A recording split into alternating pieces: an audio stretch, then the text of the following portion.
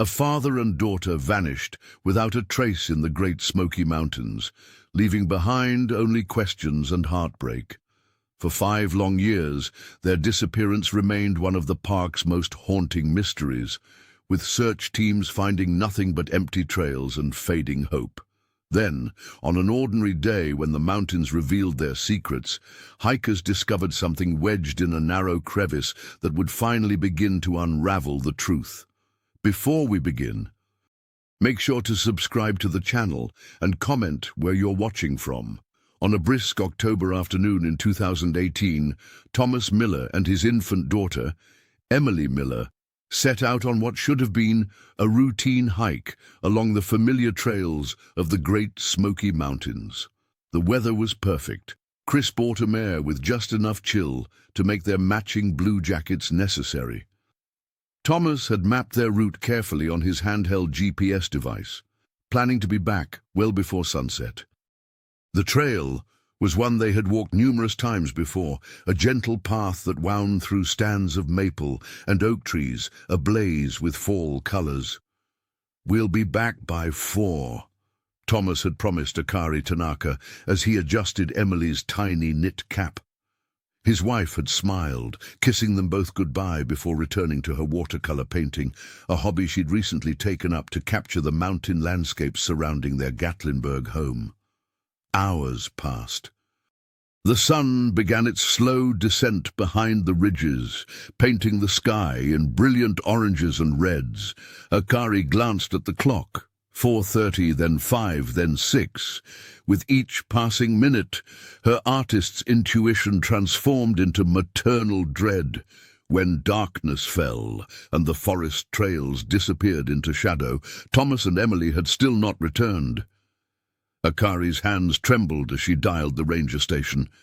"My husband and daughter went hiking on Laurel Falls Trail," she explained, her voice cracking. "They should have been back hours ago." The ranger's reassurances about lost hikers returning safely did nothing to calm the storm brewing inside her. By midnight, the community had mobilized. Neighbors who had only exchanged casual greetings now gathered with flashlights and thermoses of coffee. Local volunteers joined park rangers in forming search parties that called out into the darkness, their voices echoing unanswered through the valleys. Morning came with fog clinging to the mountainsides, as if the Smokies themselves were conspiring to hide what had happened. Helicopters buzzed overhead while tracking dogs sniffed at the trailhead, picking up Thomas and Emily's scent but losing it less than 2 miles in, as if father and daughter had simply vanished into thin air. "It's like they stepped off the trail and disappeared," one ranger told Akari, his face etched with confusion and concern. The silence that followed their disappearance would haunt Akari for years to come. It wasn't just the absence of their voices or footsteps in the house. It was the oppressive quiet of unanswered questions that carved a pit of dread in her heart. No amount of reason or reassurance could fill the void left by that silence. As days turned to weeks, the woman found herself standing at their bedroom window each evening, watching the mountains that had swallowed her family whole, wondering if they were still out there, somewhere in the mist. The morning after Thomas Miller and Emily Miller vanished, the Gatlinburg community mobilized with remarkable speed. Search and rescue teams fanned out across the winding trails, their orange vests bright against the autumn foliage. Park rangers coordinated with local volunteers, mapping out grids and assigning search zones with military precision. "Thomas! Emily!" The calls echoed through valleys and bounced off ridges, answered only by the rustle of falling leaves and distant bird calls. Trained bloodhounds sniffed at the last known location, their noses pressed to the ground, but even they seemed confused, circling back to the same spots as if the scent simply disappeared. By the 3rd day, the operation had expanded dramatically. Helicopters thundered overhead, their spotlights cutting through the forest canopy, while thermal imaging cameras scanned for any sign of human heat signatures. Drones buzzed through narrow ravines too dangerous for human searchers. Yet somehow, the mountains yielded nothing, no footprints, no discarded items, no disturbed foliage. It was as if the Smokies had opened up and swallowed father and daughter without a trace. "We're classifying this as missing, presumed lost," the chief ranger announced at the 1-week mark, his voice heavy with resignation. "The terrain and weather conditions make survival increasingly unlikely."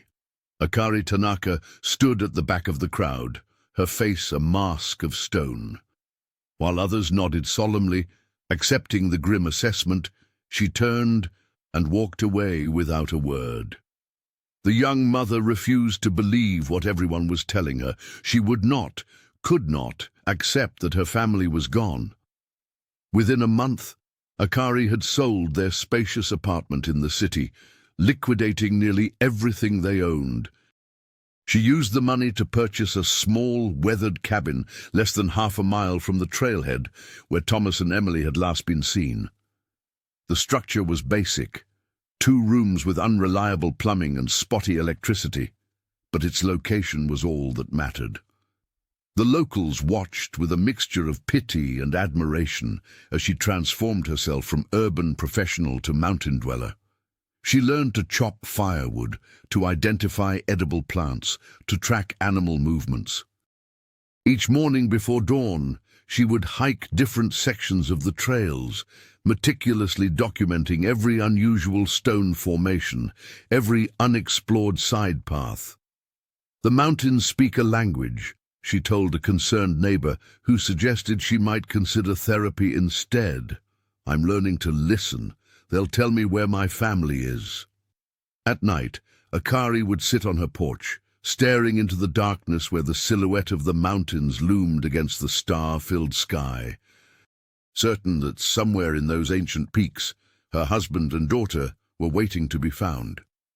6 months passed like a fog over the Smokies, each day blending into the next as Akari Tanaka moved through life on autopilot. Spring had arrived, painting the mountains in vibrant greens, a cruel contrast to the grey emptiness that filled her heart. One evening, while organizing Emily Miller's nursery, a ritual she couldn't bring herself to abandon, Akari's fingers brushed against something unusual in the corner of her daughter's baby quilt. Heart racing, she examined the delicate stitching that concealed a small folded paper. With trembling hands, she carefully extracted it, immediately recognizing Thomas Miller's distinctive handwriting. "Follow the red stone when the mist falls. E." Akari collapsed onto the rocking chair, clutching the note to her chest. What did it mean? Was this Thomas's final message, a goodbye hidden where only she would find it? Or perhaps a clue deliberately left behind, pointing toward their whereabouts? The E signature tormented her. Was it for Emily or something else entirely? "Red stone," she whispered, pacing her cabin floor until dawn. The Smokies contained countless rock formations, some tinged with iron that gave them a reddish hue. But which one? And what did the mist have to do with it? The discovery rekindled a flame of hope that had nearly extinguished. Akari began venturing deeper into the local community, seeking anyone who might understand the cryptic message. Her search led her to a small Baptist church nestled at the edge of Gatlinburg, where many locals gathered, not just for worship, but for connection. "The mountains speak in riddles sometimes," an elderly woman told her after service one Sunday, patting her hand sympathetically, "but they never keep their secrets forever." Week after week, Akari returned to the church. The congregation embraced her, offering not just prayers but practical knowledge of the terrain. Their weekly vigils for the missing Miller family became a fixture in her life, candles glowing in the twilight as hymns rose into the Tennessee sky. Pastor Williams, a lifelong resident of the area, suggested the message might reference an old trail marker. Hikers used to talk about a red sandstone formation that only becomes visible when the morning mist settles just right, he explained one evening after prayers. Akari clung to every theory. every possibility. She kept the note in a locket around her neck, sometimes opening it late at night, tracing Thomas's handwriting with her fingertip. The message was both comfort and torment, proof that he had planned something, anticipated something. But what? As summer approached, Akari prepared to expand her search, armed with this new clue and the growing support of her church community.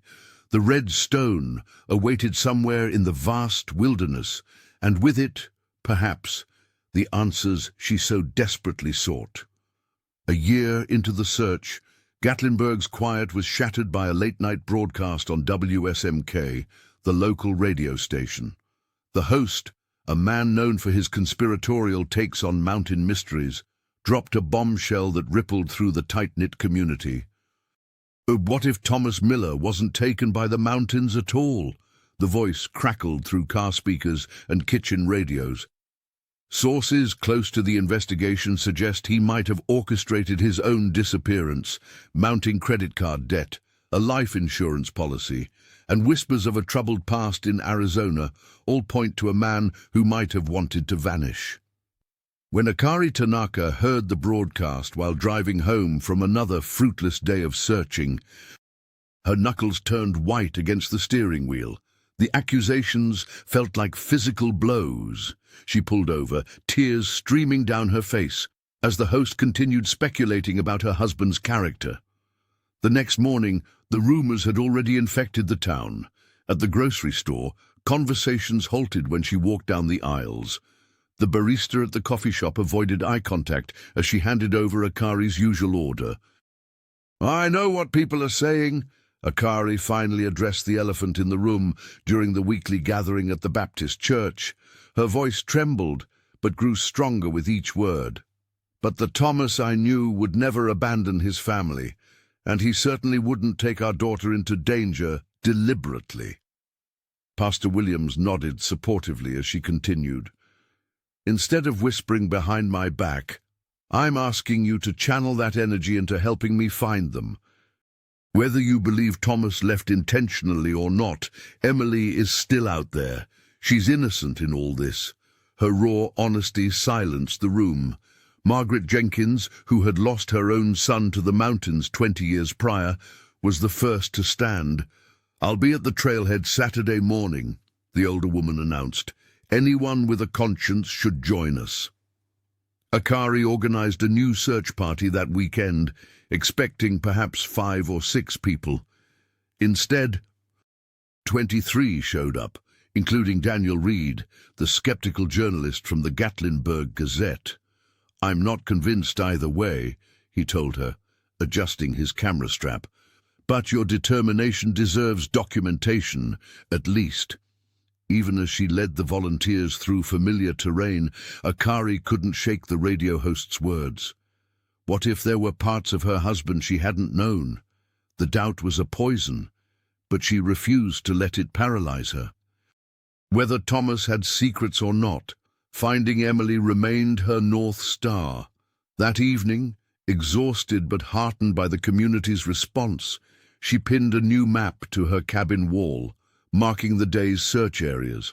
The rumors had wounded her, but they'd also ignited something unexpected, a fierce, public determination that would ultimately keep the search alive when official efforts began to wane. The second year of searching felt like a slow death to Akari Tanaka. Each morning she woke in her small cabin near the trailhead, the weight of absence pressing against her chest. She had memorized every inch of the search area maps, their creases as familiar as the lines on her palms. Then came the breakthrough no one expected. On a rainy Tuesday in October 2020, her phone pinged with a message from a fellow searcher. Someone had posted a blurry selfie to Appalachian legend hunters, an obscure online forum where enthusiasts shared mysterious mountain phenomena.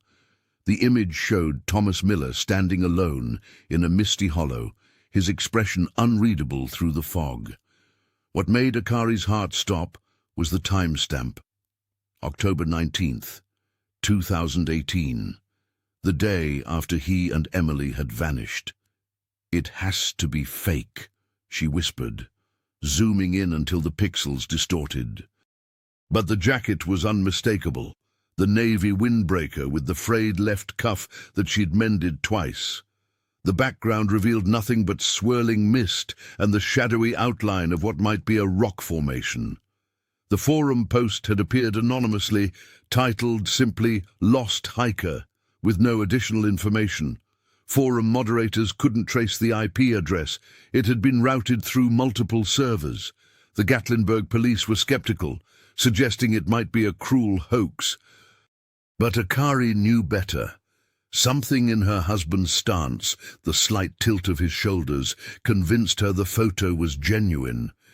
Her resolve sharpened like a blade against stone. If Thomas had survived at least one day in the wilderness, what else might the mountains be hiding? She needed someone who understood the Smokies' secrets, someone who could read the landscape like others read books. Ethan Carter's name emerged in conversation with a ranger who'd been sympathetic to her cause. He mapped half the hidden trails in these mountains before GPS was even a thing, the ranger told her. Retired now, but still sharp as they come.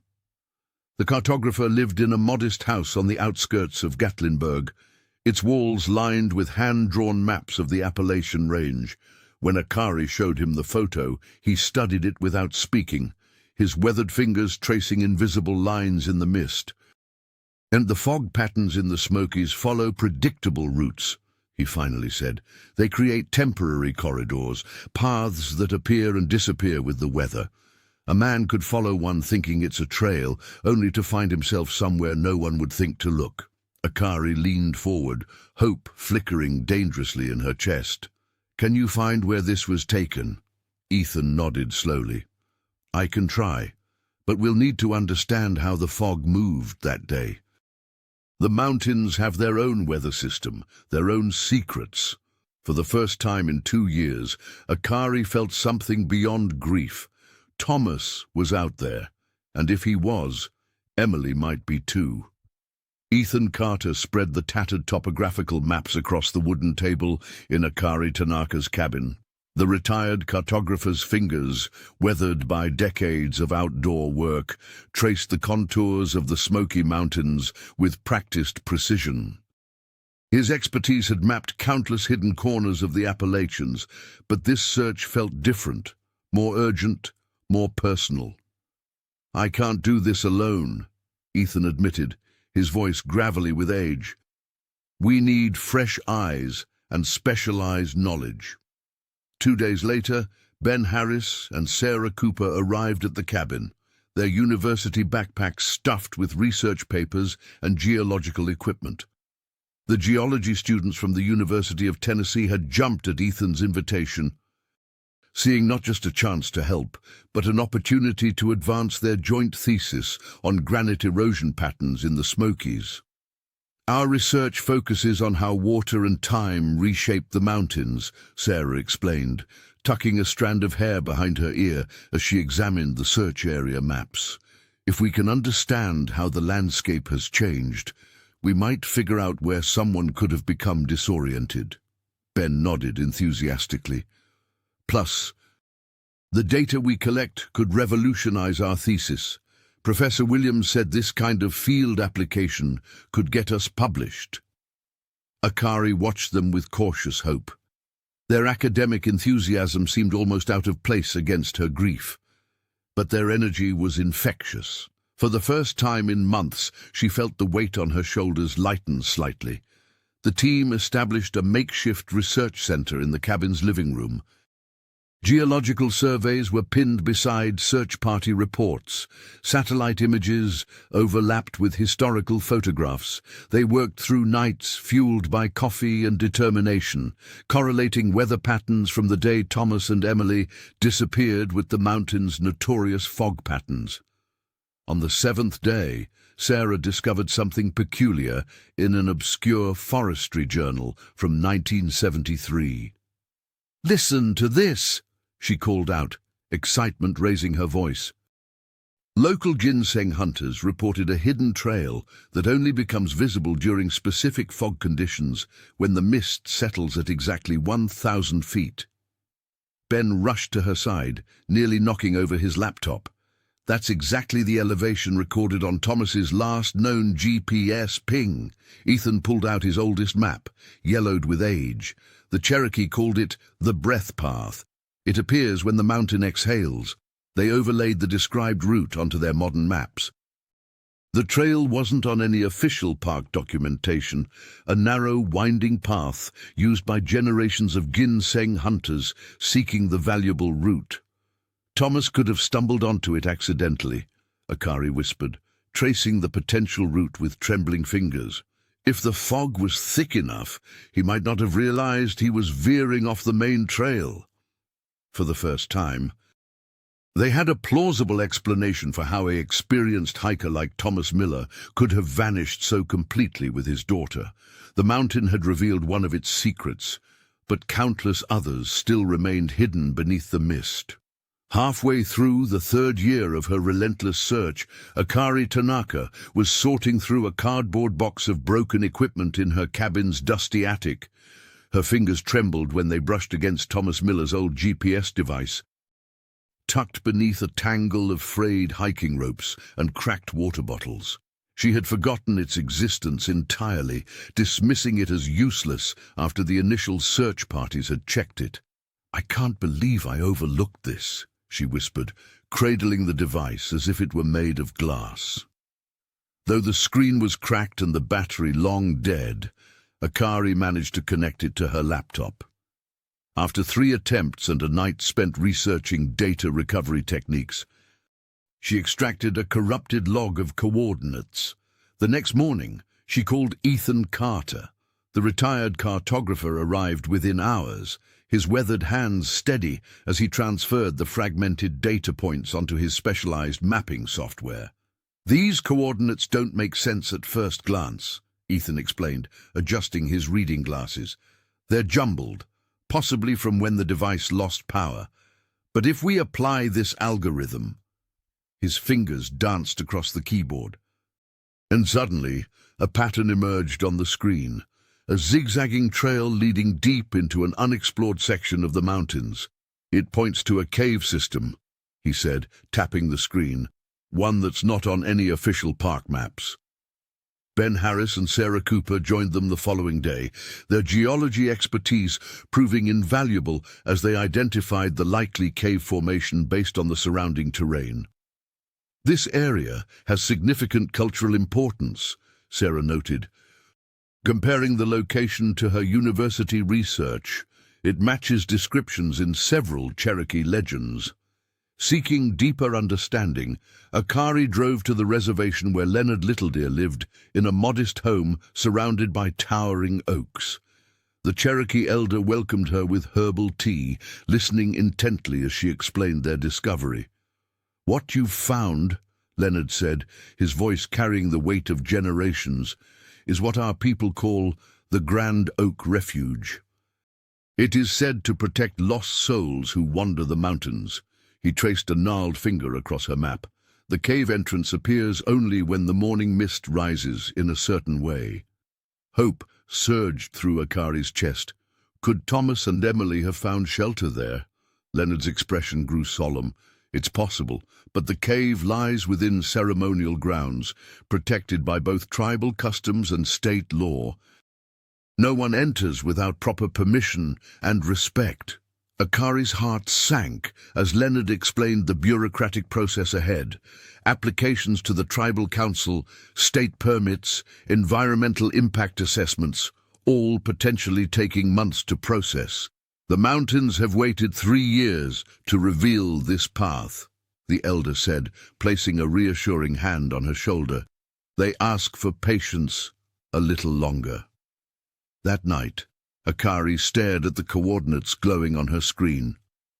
So close to answers, yet still frustratingly out of reach. After months of bureaucratic hurdles, the National Park Service finally granted Akari Tanaka and her team special access to the ceremonial site. Armed with topographical maps and Ethan Carter's expert guidance, they set out at dawn, their backpacks heavy with supplies and hope. "The cave should be just beyond that ridge," Ethan pointed, his weathered finger tracing the contour lines on the map. The trio pushed forward through a tangle of mountain laurel and wild azaleas, their vibrant blooms contrasting with the somber mission. By midday, they descended into a hidden valley that few visitors to the Smokies ever witnessed. Akari's heart raced when she spotted the first sign, blackened stones arranged in a perfect circle. "These campfires aren't random." Ben Harris knelt, carefully examining the charred remains. "They're methodical, positioned to maximize heat while minimizing visibility from above." Sarah Cooper wandered a few yards away, her geology training drawing her to an unusual rock formation. "Guys," she called, voice trembling with excitement, "look at these pottery fragments." The shards were crude but unmistakably handmade, some bearing simple geometric patterns. Akari cradled a piece in her palm, wondering if her daughter's tiny fingers had touched this very object. "Someone lived here," she whispered. "Someone survived here." Their elation was short-lived. Dark clouds rolled in with alarming speed, a phenomenon the Smokies were infamous for. Within minutes, the temperature plummeted as the first snowflakes began to fall. "This isn't in the forecast," Ethan muttered, checking his weather app uselessly as the cell signal disappeared. The storm intensified with unnatural fury. Wind whipped through the valley, tearing at their hastily erected tents. By nightfall, the blizzard had reached its peak. A sickening crack split the darkness as a branch gave way under the weight of ice, crashing down onto Ben's tent. Sarah's scream pierced the howling wind. She and Akari rushed to free the young geology student, finding him pinned beneath the fallen limb, his leg bent at an unnatural angle. "I can't feel my foot," he gasped through gritted teeth as they dragged him into Akari's tent. The only one still standing. Through the long night, they huddled together for warmth. Sarah applied what first aid she could, but tears streamed down her face as she watched her friend suffer. The academic adventure she'd signed up for had transformed into something far more dangerous. "I don't know if I can do this anymore," she confessed to Akari, as Ben finally drifted into fitful sleep. "This isn't just about a thesis now. People are getting hurt." Akari stared into the darkness, the weight of her quest suddenly feeling selfish. "I understand if you want to leave," she said softly, "but I can't stop. Not when we're this close." The mountain air carried the scent of renewal as spring finally broke winter's grip on the Smokies. Akari Tanaka emerged from her cabin each morning with renewed purpose. The weight of grief still present but somehow lighter against the backdrop of blooming wildflowers and birdsong. Ben Harris's recovery had been slow but steady. His ankle, badly sprained during the winter storm, required daily attention. Akari applied herbal compresses she'd learned to make from Leonard Littledeer, gently wrapping the swollen joint while sharing stories of Thomas and Emily to keep their spirits alive. "You remind me of Thomas sometimes," she told Ben one afternoon. And he never complained, even when things got difficult. The young geology student smiled through his discomfort, determined not to let the team down. Sarah Cooper had grown quieter since the storm, her academic enthusiasm dampened by the harsh realities of their search. One evening, as they huddled around the fireplace in Akari's modest cabin, she confessed her doubts. "What if we never find anything conclusive?" Sarah whispered, her fingers tracing patterns on her mug of tea. Akari reached across the table and squeezed her hand. "Every fragment we discover is meaningful," she said firmly, "like pieces of a mosaic. Alone they might seem insignificant, but together they form a picture of truth." The breakthrough came unexpectedly on a Saturday morning. Akari had stopped at a neighbor's garage sale, more out of courtesy than interest. Among boxes of old kitchenware and worn paperbacks sat a weather-beaten notebook. Its cover faded, but the initials T. M still visible in the corner. "Where did you get this?" she asked, her heart hammering against her ribs. The elderly neighbor shrugged. "Found it cleaning out my shed last week. Must have been there for years. Thought it might be from that missing fella, your husband, wasn't it?" Akari handed over a $5 bill with trembling fingers and hurried home, not even waiting to reach her cabin before opening the notebook. Inside, Thomas's familiar handwriting filled dozens of pages. Observations about plant life, sketches of landmarks, and cryptic notes about local folklore. On the final page, a hastily scrawled entry caught her eye. "The red stone guards the truth, not what it seems. Follow the water, not the path." She called Ethan Carter immediately. The retired cartographer listened intently as she read Thomas's words. "There's an old trailhead near Roaring Fork," he said finally.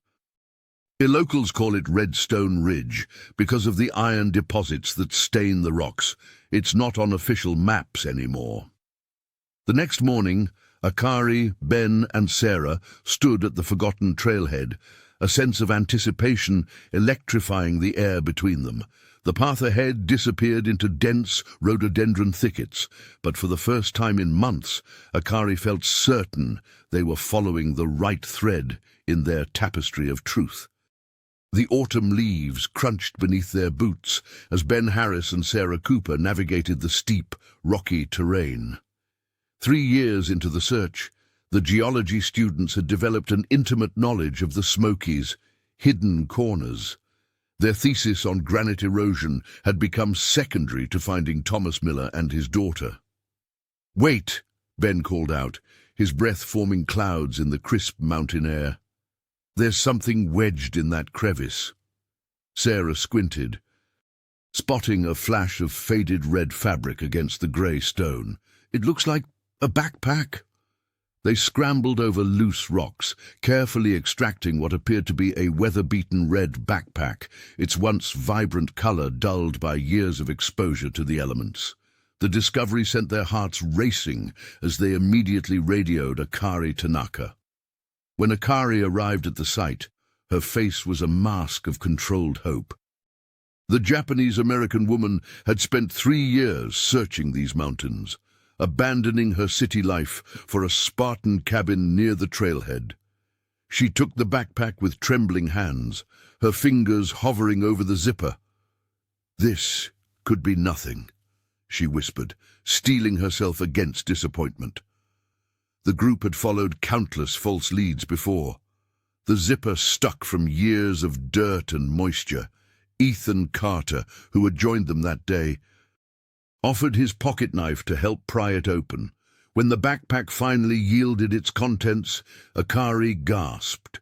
Inside lay a child's mitten, small, pink, and unmistakably Emily's. Beneath it, a broken compass with Thomas's initials etched on the back. But it was the photograph that broke Akari's composure. Thomas and Emily Miller, smiling in the sunshine, the picture taken just days before their disappearance. "It's theirs," she confirmed, her voice breaking. "But this is Thomas's day pack. He always carried it when hiking with Emily." Relief washed over the search team, followed quickly by a wave of questions. The backpack had been found nearly 4 miles from where Thomas and Emily were last seen, in an area previously searched multiple times. "How did it get here?" Sarah wondered aloud, examining the granite formation. "This crevice is almost 15 feet up the rock face." Ben knelt to study the surrounding terrain. "Water couldn't have carried it this high. Someone placed it here." Akari clutched the photograph to her chest, tears streaming down her face. A mixture of hope that her family had survived long enough to reach this point, and anguish at the continued mystery of their fate. Ethan unfolded his topographical map, marking the discovery site with a red X. "The Smokies have always kept their secrets," the retired cartographer murmured. "But every secret leaves traces, As they carefully catalogued the contents, the mountain mist began rolling in, shrouding the crevice in ghostly white. The group felt it viscerally.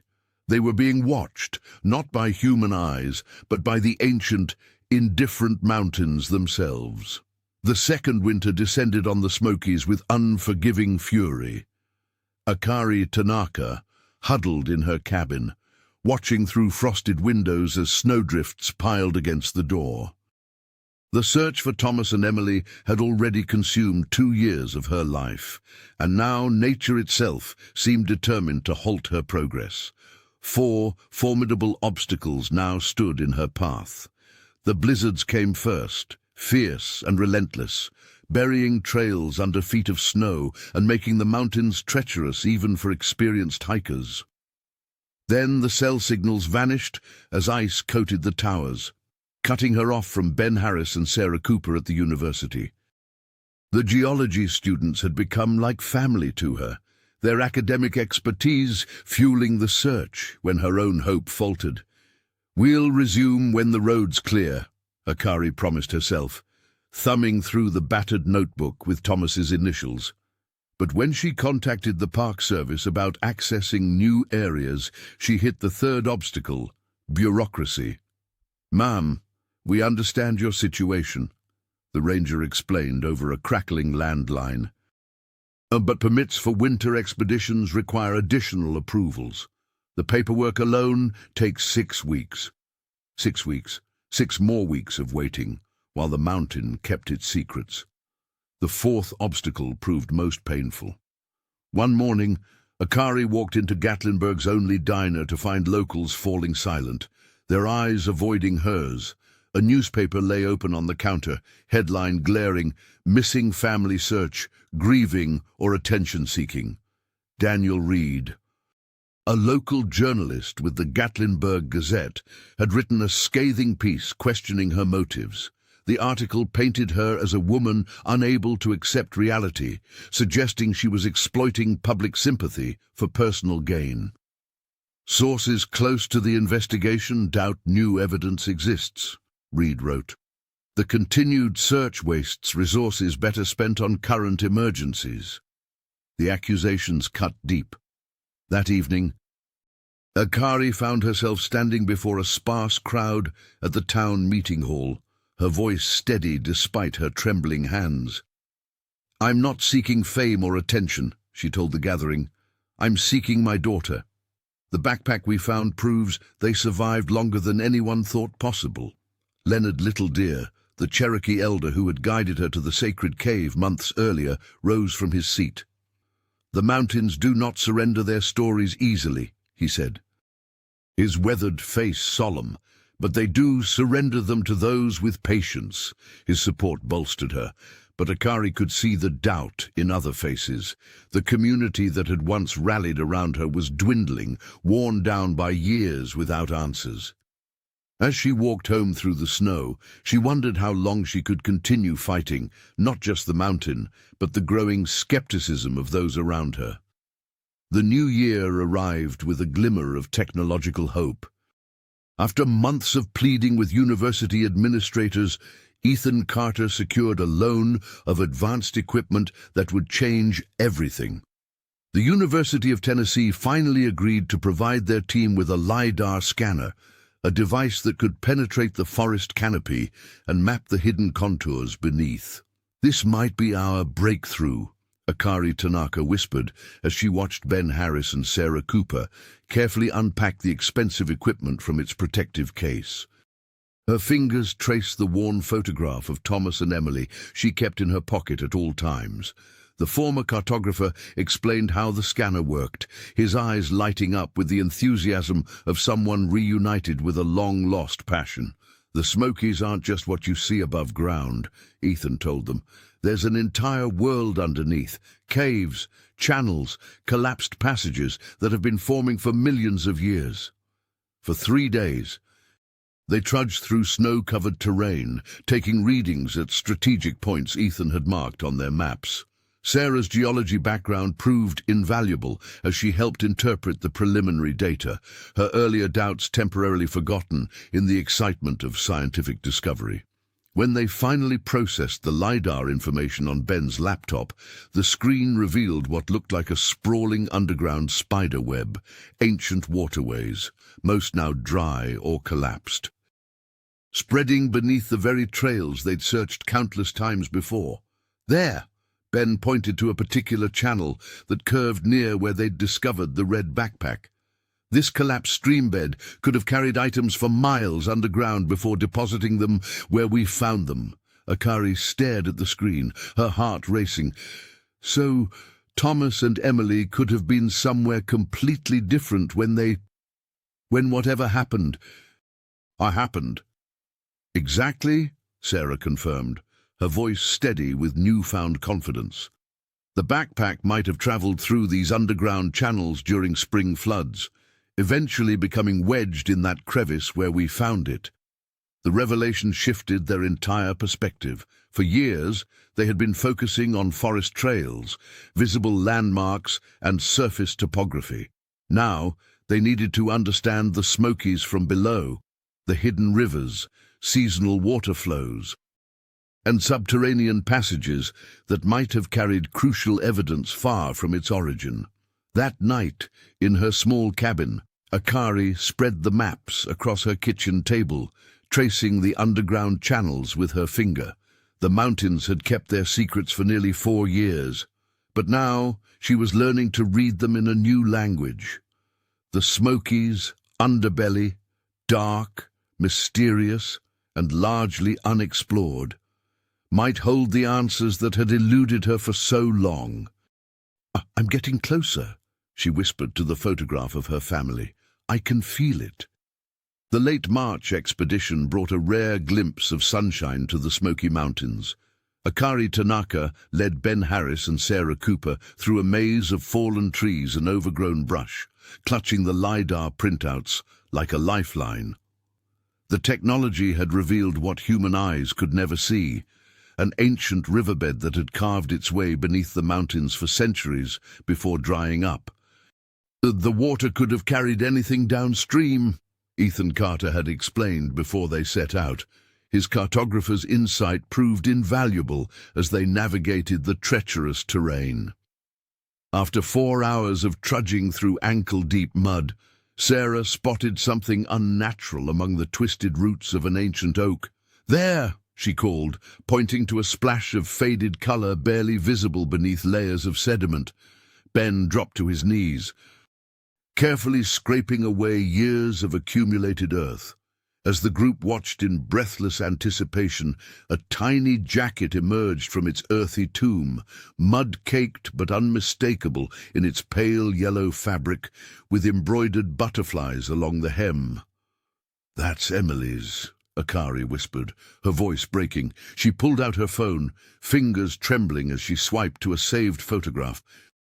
The image showed her daughter wearing the identical coat during a family picnic just weeks before the disappearance. Thomas bought this for her birthday. The discovery electrified the team. This wasn't just another ambiguous clue. It was concrete evidence that Emily Miller had survived beyond the initial search area. The jacket's location, nearly 3 miles from where the backpack had been found, suggested purposeful movement rather than random scattering by natural forces. As Ben continued excavating the area, Sarah stepped backward to photograph the scene.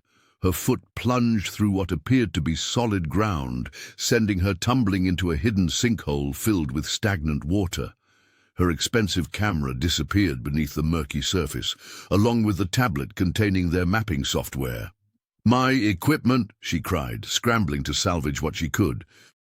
The specialized gear, borrowed from the university's geology department, was ruined beyond repair.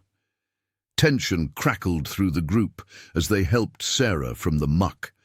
4 years of searching had depleted their resources and tested their relationships. Ben's frustration bubbled over. "We can't afford more setbacks. That equipment was our edge." Akari stood silently clutching her daughter's jacket, torn between elation at the discovery and despair at the new obstacles. Each breakthrough seemed to demand sacrifice, time, money, relationships, even their safety. The jacket represented hope, but also highlighted how little they truly knew about Emily's fate. "We'll find another way," she finally said, carefully wrapping the tiny garment in a protective cloth. "We always do." What none of them voiced was the growing fear that finding the truth might cost more than any of them were prepared to lose. The weight of 4 years pressed down on Akari Tanaka, like the endless winter snows of the Smokies. Sitting alone in her small cabin near the trailhead, she stared at the wall of maps, photos, and notes that had become both her obsession and her prison. The 4th anniversary of Thomas and Emily's disappearance had passed with the same hollow ache as the days before it. "Maybe it's time," she whispered to the empty room, her fingers tracing the edges of a framed photograph. In it, Emily smiled with 2 tiny teeth, cradled in Thomas's strong arms. "Maybe I should let you both rest." That night, Akari packed away the maps and evidence boxes. She placed candles around the cabin and sat cross-legged on the floor, preparing to say goodbye.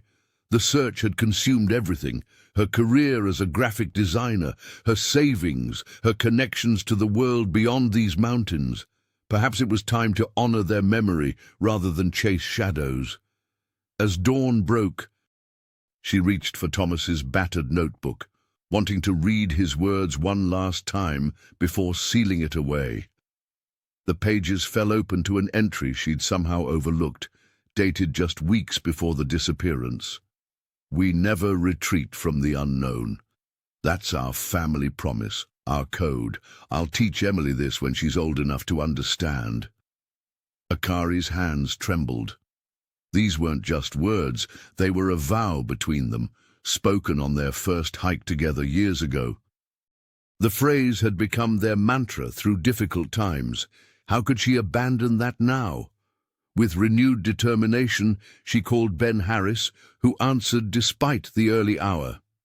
The geology student had recovered from his injuries, but remained haunted by their previous failed expeditions. "One more time," she told him. "I found something in the diary."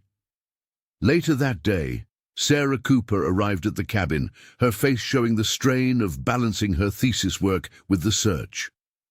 The relationship between the 2 students had weathered the challenges of their quest, but fatigue showed in their eyes. "Echo Canyon," Akari explained, pointing to a faded marking in the notebook. "It's mentioned 3 times, always with the symbol of a crescent moon. I think it might be where Thomas was heading." Ben studied the topographical maps. "It's remote, barely charted. The terrain is treacherous even in good weather. Which is exactly why we need to go now." "Before winter sets in fully," Sarah added, her academic instincts engaging despite her exhaustion. They prepared methodically, packing emergency supplies and satellite phones. As they shouldered their backpacks and locked the cabin door, Akari whispered Thomas's words like a prayer. "We never retreat from the unknown." Echo Canyon awaited, and with it, perhaps, the answers they had sought for 4 long years. The journey to Echo Canyon tested the limits of human endurance. Akari Tanaka led the way, her breath forming clouds in the frigid air as Ben Harris and Sarah Cooper trudged behind, their shoulders hunched against the relentless mountain wind. 4 years of searching had hardened them all, but this expedition felt different, more desperate, more final. "We should turn back," Sarah called out, her voice barely audible over the howling gusts that sliced through their thermal gear like icy knives. Her geology equipment banged against her hip with each labored step, a constant reminder of their scientific purpose now overshadowed by emotional investment. Akari refused to acknowledge the suggestion. "Thomas would have pushed forward," she muttered, more to herself than to her companions. The photograph of her husband and daughter, now laminated and tucked safely in her pocket, seemed to burn against her skin, fueling her determination. Ben stumbled on a hidden route, nearly tumbling down the steep incline. "Careful," he warned, steadying himself against a frost-covered boulder, the temperatures dropping faster than I expected. As they descended deeper into the canyon, the wind mercifully subsided, replaced by an eerie stillness that hung between the ancient trees. It was Sarah who spotted it first, a strange disruption in the natural contours of the landscape. "Oh, look there!" The student pointed toward what appeared to be a mound of earth and vegetation. Drawing closer, they realized they were staring at a structure, a log cabin nearly reclaimed by the wilderness, its roof sagging dangerously under years of accumulated forest debris. Fallen leaves had piled against its walls, and young saplings had taken root along its foundation, as if the Smokies themselves were slowly digesting this human intrusion. "Someone's been here," Ben whispered, noticing the faint path leading to the weathered door. "Recently?" Akari's heart hammered in her chest as she pushed the creaking door open. Dust particles danced in the weak shafts of sunlight that penetrated the gloom. The cabin's interior was sparse, a crude table, a collapsed cot in the corner, and a stone fireplace with ashes long cold. But it was what sat atop the table that stopped them all in their tracks, a red backpack, different from the one they'd found in the crevice months ago, but unmistakably similar in design. Beside it lay a small wooden figure, roughly carved but clearly meant to be a bear, its surface smooth from constant handling. "Emily," Akari breathed, reaching for the toy with trembling fingers. "She was here." Sarah examined the backpack carefully. "This isn't something a child would carry." "Someone else was with her." Ben nodded grimly. "A hermit, maybe, or someone living off the grid." Akari clutched the wooden bear to her chest, tears streaming down her face. For the first time in 4 years, she had tangible proof that her daughter had not only survived the initial disappearance, but had been cared for. Emily hadn't been alone in these mountains. "We're getting closer," she whispered. "I can feel it." The discovery of the abandoned cabin sent Akari's investigation in an unexpected direction. After carefully documenting everything inside, she noticed peculiar markings etched into the wooden floor, symbols that Leonard Littledeer later identified as traditional markers used by ginseng hunters. The revelation hit her like lightning.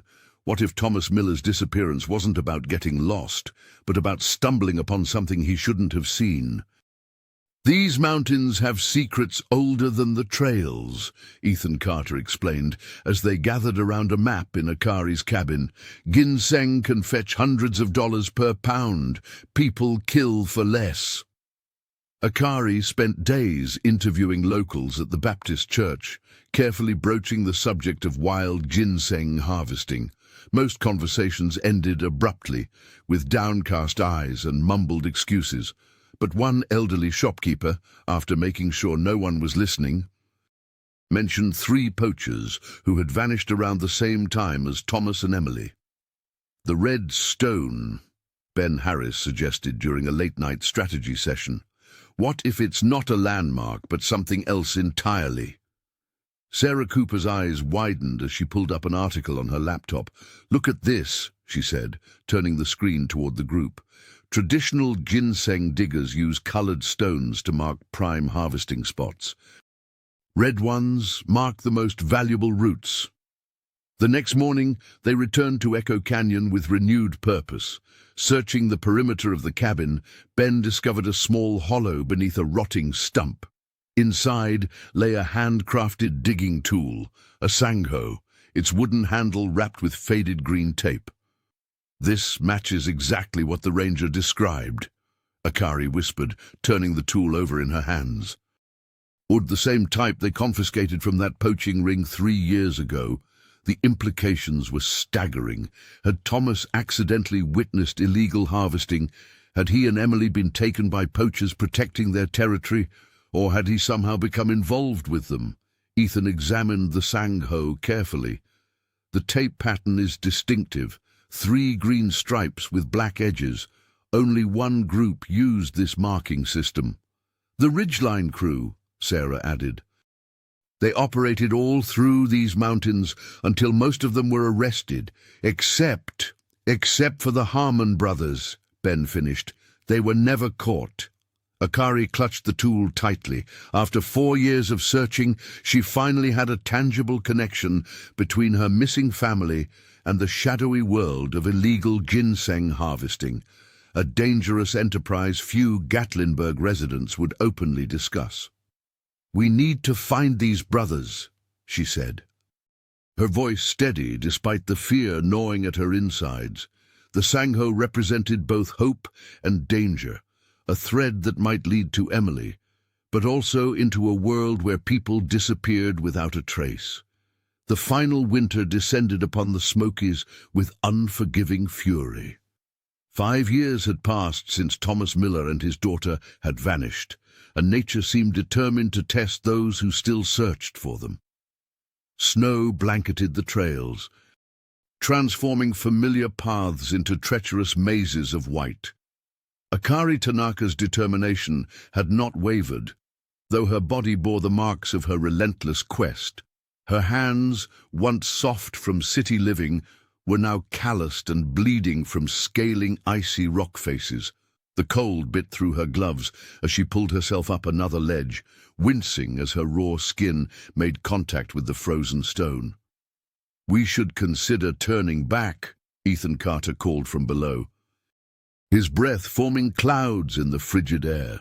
The retired cartographer had become more cautious with each passing expedition, especially as conditions worsened.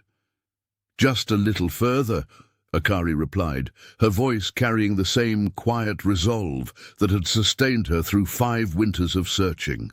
Ben Harris followed close behind, his geology training proving valuable as they navigated the treacherous terrain. The student had grown from an ambitious academic into a seasoned explorer. But even his experience couldn't prevent what happened next. As he reached for a handhold, the ice beneath his boot gave way. For one heart-stopping moment, he dangled over a ravine, saved only by Sarah Cooper's quick reflexes as she grabbed his jacket. "I've got you!" she shouted, her muscles straining as she pulled her fellow student back to safety. Despite the near disaster, the team pressed on. Following coordinates they had painstakingly calculated from Thomas's notebook entries, their hearts pounded with a mixture of anticipation and dread, each discovery bringing them closer to a truth they both craved and feared. As they navigated a narrow path above a creek swollen with winter melt, Ben paused, something catching his eye in the weak afternoon sunlight. "Wait!" he called, carefully moving toward a crevice in the rock face. "There's something here." Wedged between 2 stones, a small object glinted. Ben carefully extracted it, a small silver locket, its surface engraved with delicate flowers. His hands trembled as he passed it to Akari. She held her breath as she pried open the tarnished clasp. Inside was a photograph that made her knees buckle. Emily, not the infant who had disappeared, but a child of perhaps 4 or 5 years, gazed back at her. Her daughter's eyes were wide with an unmistakable mixture of longing and hope, her features a perfect blend of Akari's own and Thomas's. "She's alive," Akari whispered, tears freezing on her cheeks. "My baby is alive." The locket wasn't just proof of survival, it was a message. Someone had wanted it to be found, had placed it where searchers might eventually discover it. The team exchanged glances, understanding washing over them. They were no longer searching for the lost, but for the hidden. The locket's discovery ignited a firestorm of activity across Gatlinburg. Within 24 hours, the small engraved piece of jewelry had transformed from a personal treasure to headline news. Park rangers, who had long since filed the Miller case under cold, suddenly scrambled to organize new search parties. Volunteers who hadn't set foot on a trail in years dusted off their hiking boots, eager to be part of what everyone now believed would be a miraculous resolution. Akari Tanaka watched this renewed enthusiasm with conflicted emotions. For nearly 5 years, she had begged for this level of commitment, often receiving only sympathetic glances or whispered doubts. Now, as dozens of searchers trampled through areas she had meticulously explored alone, she felt both vindicated and strangely protective of her quest.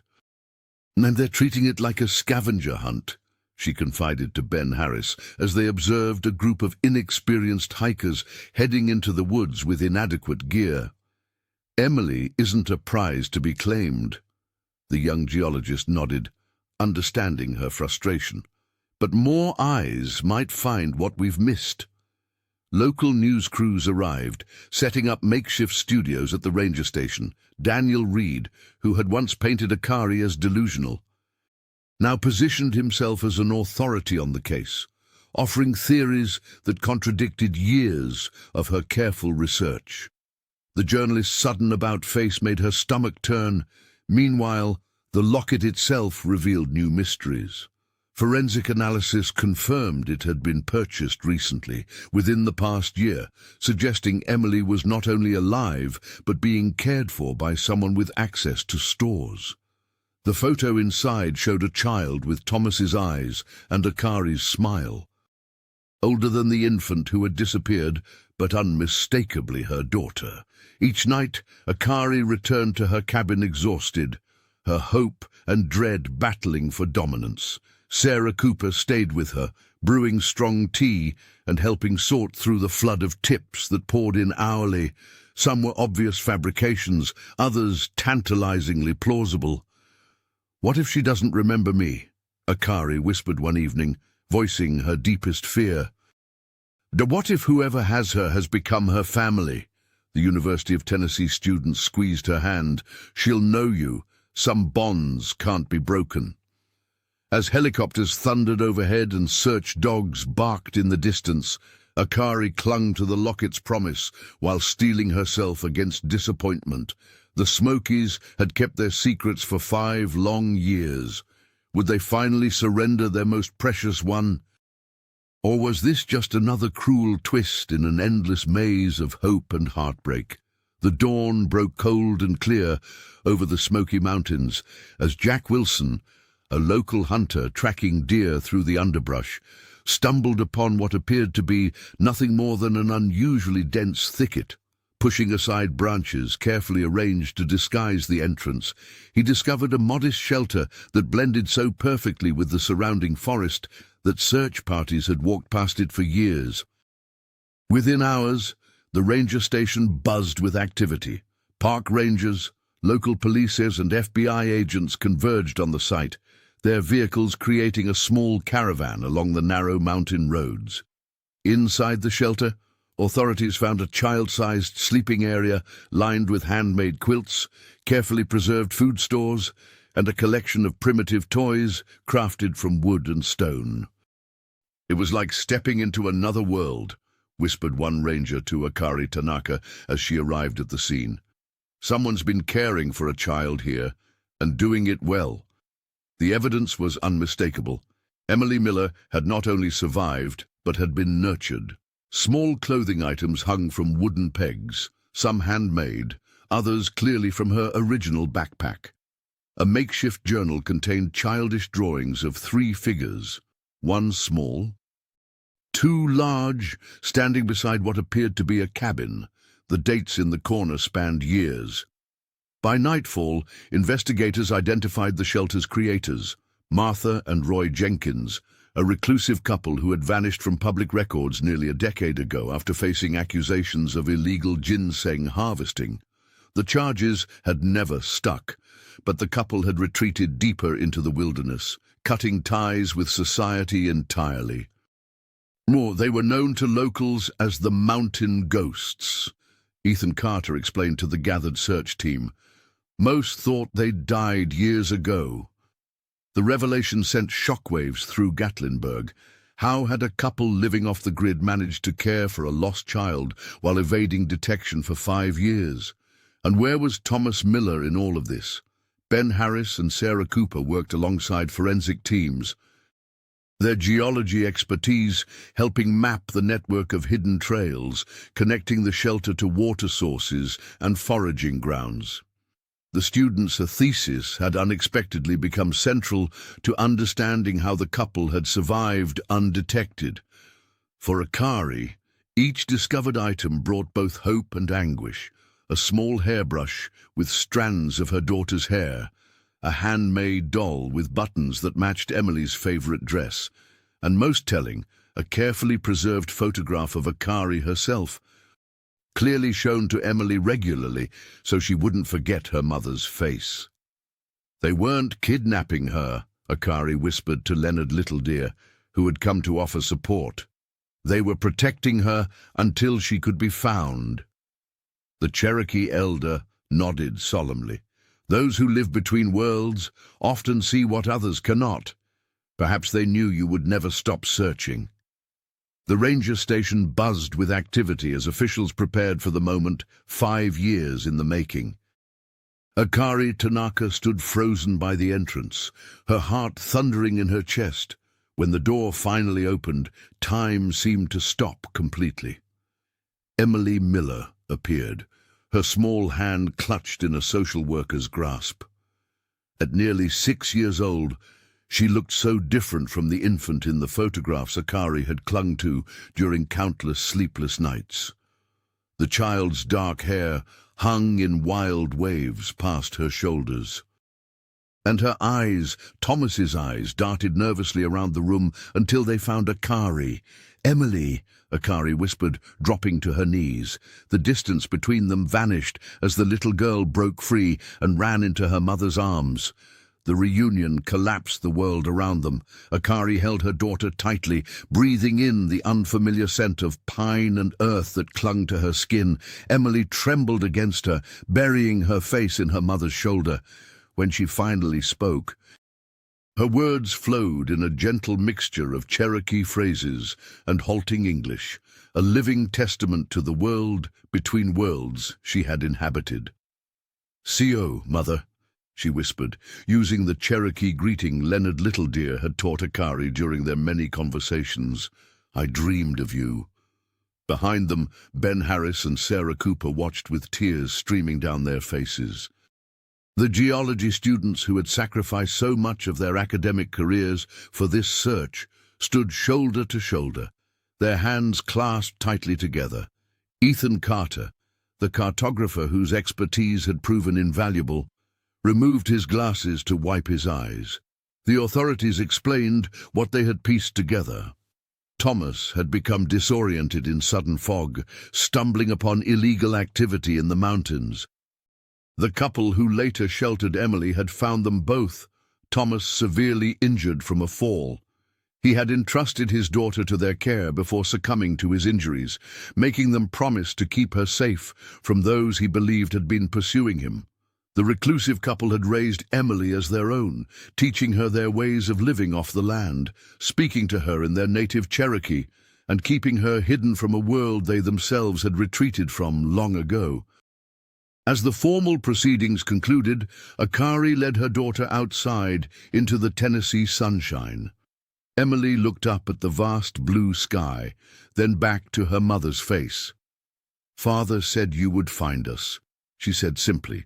The Smoky Mountains loomed in the distance, their misty peaks both beautiful and terrible in Akari's eyes. They had taken her husband and nearly stolen her daughter, but her relentless hope had ultimately conquered their secrets. 5 years of searching, suffering, and never surrendering had rewritten what could have been a tragedy into something else entirely. A story of extraordinary resilience, unexpected kindness, and the unbreakable bonds of family.